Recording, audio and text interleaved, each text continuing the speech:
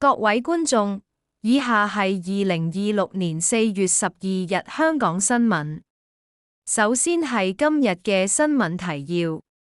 今日重點新聞包括：賭王何鴻燊女兒何超霞離世，終年60歲；香港海關喺機場偵破販毒案，檢獲約4公斤懷疑海洛英。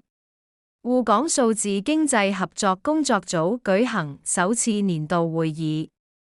國泰航空因燃油價格上升，將會取消部分航班。另外，香港國際7人欖球賽即將舉行，港隊名單正式公布。以下係詳細報道。報紙第一節，本地社會新聞。首先係社會消息。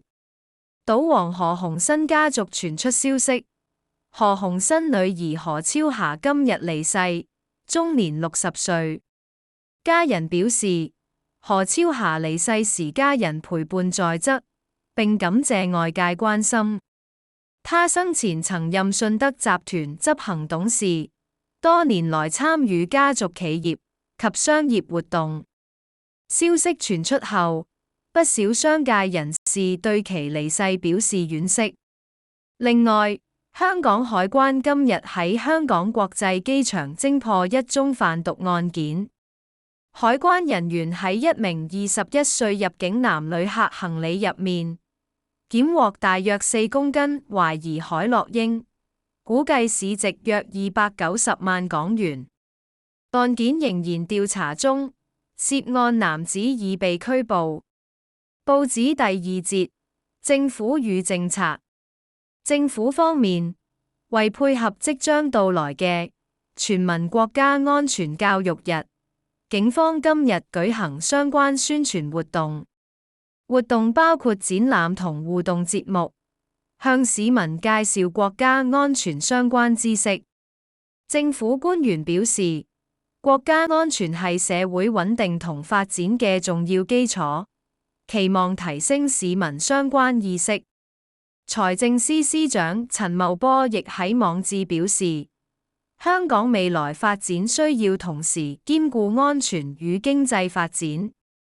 政府會推動金融創新，同時確保金融系統穩定，並計劃提升零碳能源發電比例。報紙第三節，經濟與科技。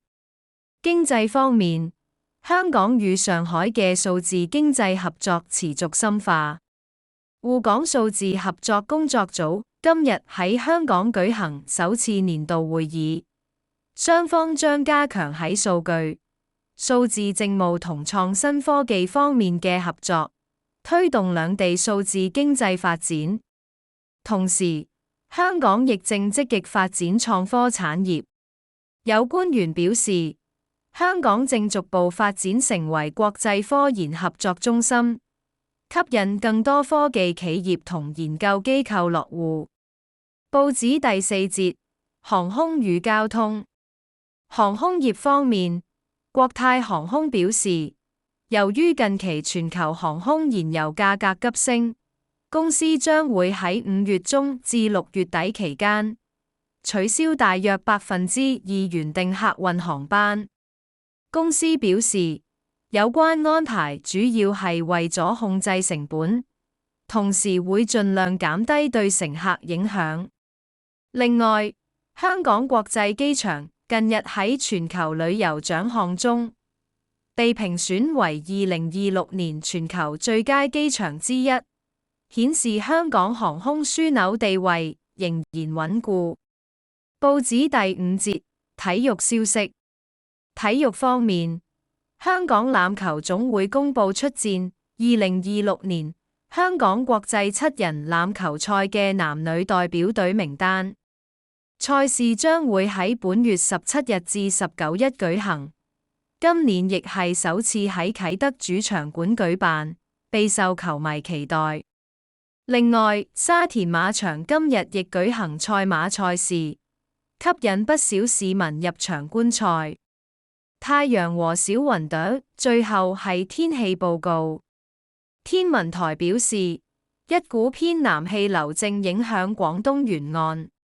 今日香港大致多雲，日間有短暫陽光，最高氣溫大約29度，吹和緩南風。未來幾日部分時間有陽光，日間天氣炎熱。多謝。